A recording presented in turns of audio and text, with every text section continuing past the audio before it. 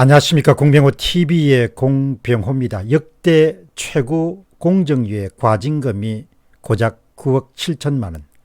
대기업이 협력업체의 기술을 빼앗고 그것도 모자라서 거래관계를 끊어버린 사건을 접하면서 정말 혀를 내두르게 됩니다. 어째 사람들이 이렇게 치사하게 행동할 수 있을까? 사람에게는 도리가 있지만 거래에는 상도리라는 것이 있죠. 상도리를 이렇게 완전히 파괴해버릴 수 있을까? 그것도 작은 기업이 아니고 큰 기업이. 그냥 기업이 아니라 현대중공업 같은 그런 대기업에서 그런 치사하고 불법적인 일을 할 수 있을까? 이런 점에 대해서 정말 실망을 저버릴 수 없습니다. 치사함이 하늘을 찌르는 일이고 과징금 액수라는 것이 올바르지 못한 행위에 비해서 너무 적은 것 같아서 제3의 관찰자 입장에서도 속이 상하는 일입니다. 첫 번째 질문은 현대중공업의 파렴치함입니다. 사건의 핵심은 하도급 업체의 기술을 일방적으로 빼앗아 그 기술을 다른 업체에 고스란히 넘기고 일방적으로 거래를 중단시킨 도저히 일반인의 상식으로서는 일어날 수 없는 일입니다. 상도의로 보거나 합법적인 그런 기준으로 보거나 정의라는 그런 기준을 봐서도 절대로 대기업에 세서는 안 되는 일입니다. 이런 결과를 현대중공업이 한 행위로 말미암아서 공정거래위원회가 부과한 것이 고작 9억 7천만 원 밖에 안 됩니다. 그렇다면 기술을 빼앗긴 회사가 그동안 법적 공방 같은 것을 하면서 치른 비용은 누가 보상할까? 아마도 거의 없을 것입니다.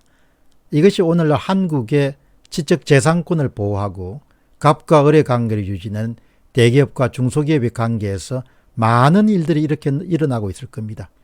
기술을 빼앗긴 삼령기계는 국내에서 유일하게 현대중공업에 국산화하는 부품을 공급해온 협력업체입니다. 1973년도에 창업된 삼령기계는 현대중공업의 의뢰에 의해서 2000년도 디젤 엔진에 사용되는 피스톤 국산화 업체로 선정되어서 국산화 작업에 투입됩니다. 삼령기계는 엔진용 피스톤 분야의 세계 3대 업체로 꼽힐 정도로 독보적인 기술을 자랑하는 그런 회사입니다. 아무리 전문 업체라 하더라도 국산화는 아주 어려운 일입니다. 수많은 시행착오를 거쳐야 되고 각고의 노력을 엔지니어가 하고 그 다음에 행운이 함께해야 원하는 시간 내에 국산화가 가능합니다.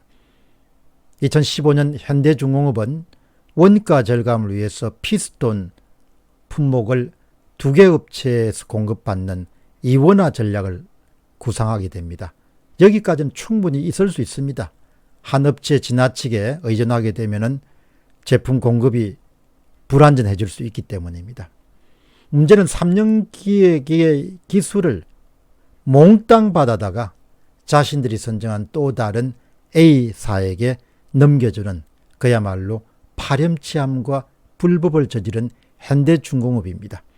현대중공업은 단가 인하를 무기로서 기술 자료를 제공할 것을 삼령기계에 요구하게 되고 요구에 응하지 않으면 양산 승인이 취소될 수 있다, 이런 얼음장을 놓게 됩니다. 한국현 삼령기계 대표는 당시 상황을 이렇게 전합니다. 지금 생각해보면 기술 자료를 안 준다고 양산을 취소하는 말은 말도 안 되는 이야기지만 그때는 정말 당황스러워 생각을 못했습니다. 주저하니 현대중공업청에서 왜 기술 자료를 보내지 않느냐는 등 협박을 하기에 어쩔 수 없이 자료를 넘길 수밖에 없었습니다. 현대중공업은 이처럼 윽박 지르는 상태에서 확보한 기술을 고스란히 A사에게 넘겨서 개발하도록 독려하게 됩니다. 이 점에 대해서 한국형 대표는 이렇게 이야기합니다. 국내에서 피스톤을 만들 수 있는 회사가 나올 수가 없는데 소문에 의하면 모 업체가 현대중공업이 제공한 기술 자료를 그대로 갖고 피스톤 개발을 성공했다는 소식을 들으면서 조금씩 기술 착취 사실을 알게 되었습니다.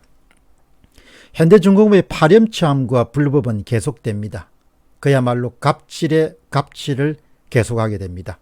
현대중공업은 A사의 피스톤 개발 완료와 함께 삼령기계 납품 단가 인하를 요구하게 되고 매출액의 상당 부분을 현대중공업에 의존했던 삼성기계는 압박에 굴할 수밖에 없었습니다.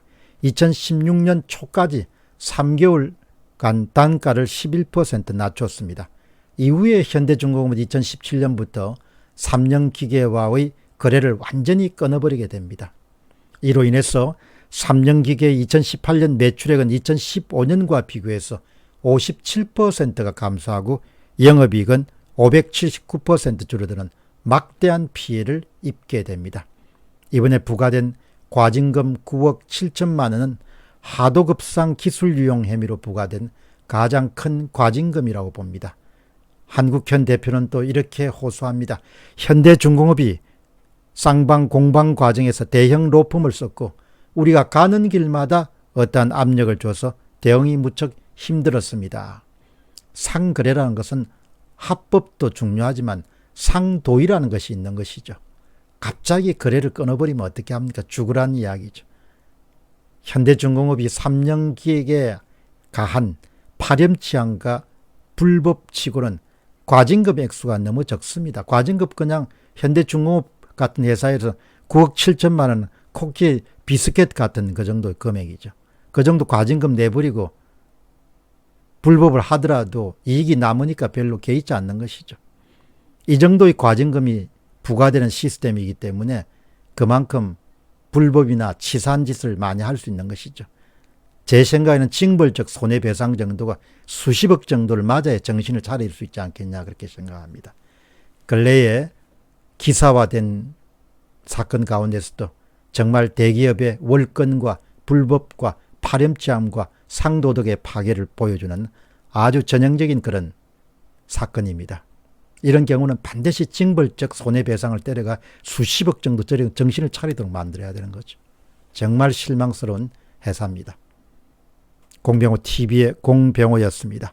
감사합니다.